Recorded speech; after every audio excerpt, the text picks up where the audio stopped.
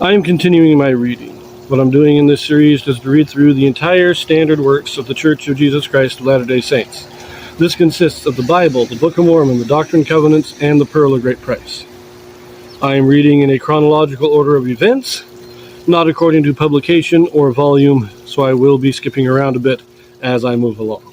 So in this video we are going to finish out the book of Ezekiel. We've already read the last chapter. We're going to go back now to chapter 29. And we're going to read the last few verses. This is verses 17 through 21. Now, the last readings we've done, chapters 40 through 48, all were in the 25th year of the captivity. That is 25 years after Lehi leaves Jerusalem, after Jeconiah is carried into Babylon and Zedekiah is made king. So it takes place in about 575 BC. It's about the same time that Lehi died. Now the Jaredites are entering into their final battles at this time, and Daniel is still a magistrate in Babylon. Jeremiah is probably dead in Egypt. Now, this is our last portion, our last, 5 verses of Ezekiel. Let us read this. And it came to pass in the 27th year, in the first month, in the first day of the month, the word of the Lord came unto me, saying, Son of man, Nebuchadnezzar, king of Babylon, caused his army to serve a great service against Tyrus. Every head was made bald, and every shoulder was peeled. Yet had he no wages, nor his army for Tyrus, for the service that he had served against it. Therefore thus saith the Lord God, Behold, I will give the land of Egypt unto Nebuchadnezzar, king of Babylon, and he shall take her multitude, and take her spoil, and take her prey, and it shall be the wages for his army.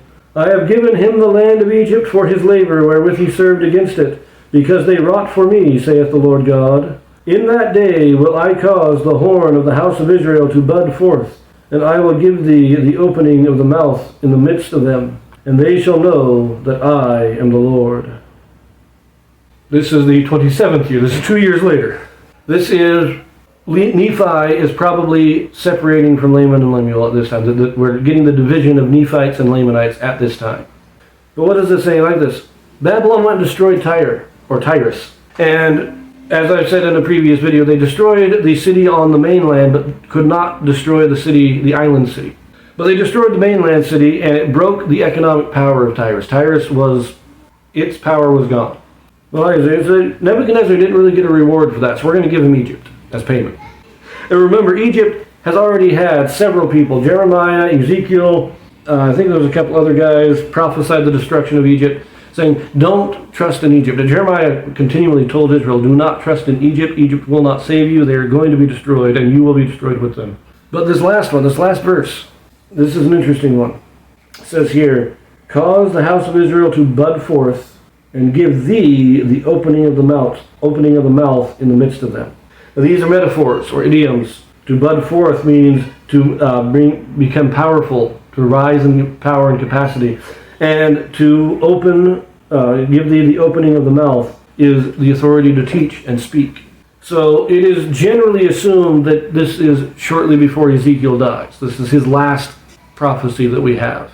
So is it that he will utter more prophecies that we just don't have a record of?